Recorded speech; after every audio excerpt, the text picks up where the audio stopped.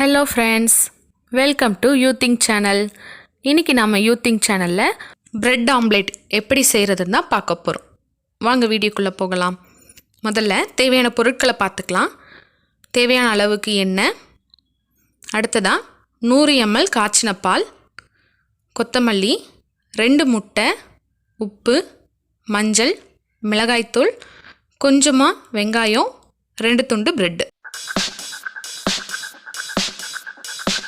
ஒரு பாத்திரத்தில் 2 முட்டையை சேர்த்துக்கிட்டு அது கூடவே 1/4 டேபிள் ஸ்பூன் மஞ்சள் தூள், 1/2 டேபிள் ஸ்பூன் உப்பு, 1/2 டேபிள் ஸ்பூன் மிளகாய்த்தூள் இது எல்லாத்தையுமே சேர்த்துக்கலாம்.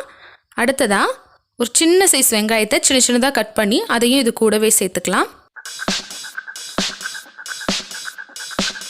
அடுத்ததாக ஒரு கைப்பிடி அளவு கொத்தமல்லியை சின்னதாக கட் பண்ணி அதையும் இது கூடவே சேர்த்துக்கலாம்.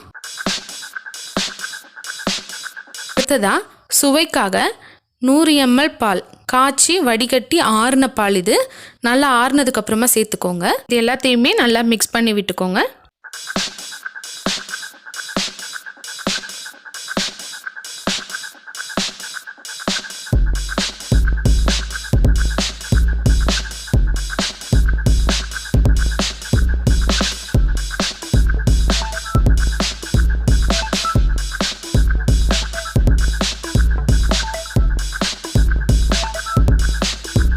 இப்போ நல்லா மிக்ஸ் ஆனதுக்கப்புறமா ஒரு தோசைக்கல்லை லைட்டாக எண்ணெய் தடவி நல்லா சூடாக்கிக்கலாம்.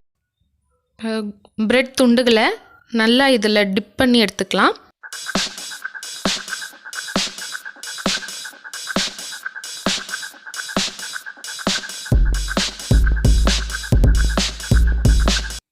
இப்போ இது ரெடியாக இருக்குது.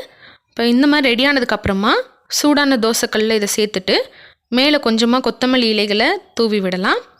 அடுத்ததாக தேவையான அளவுக்கு எண்ணெயையும் இதை சுற்றி ஊற்றிக்கலாம். ஒரு 30 செகண்ட்க்கு அப்புறமா இதை அப்படியே திருப்பி விட்டுறலாம். இதே மாதிரி 2 சைடும் எண்ணெய் ஊற்றி மாற்றி மாற்றி செஞ்சிட்ருங்க. 2 நிமிஷம் போதும். நம்முடைய சுலபமான சூப்பராக ரொம்பவே டேஸ்டான பிரெட் ஆம்லேட் ரெடி ஆயிடுச்சு. தினமும் காலையில் இட்லி தோசைன்னு சாப்பிட்றதுக்கு பதிலாக வாரத்தில் ஒரு நாள் இந்த மாதிரி வித்தியாசமாக செஞ்சு சாப்பிடுங்க. ரொம்பவே ஹெல்த்தியான டிஃபனும் கூட இது. நீங்களும் இதே மாதிரி உங்கள் வீட்டில் செஞ்சு பார்த்துட்டு எப்படி வந்துச்சுன்றதை மறக்காமல் கீழே கமெண்ட்டில் சொல்லுங்கள். உங்களுக்கு இந்த சேனலில் போடுற வீடியோஸ் பிடிச்சிருந்ததுன்னா மறக்காமல் சப்ஸ்கிரைப் பண்ணுங்கள், ஷேர் பண்ணுங்கள், லைக் பண்ணுங்கள். கூடவே பெல் ஐக்கானையும் ப்ரெஸ் பண்ணுங்கள்.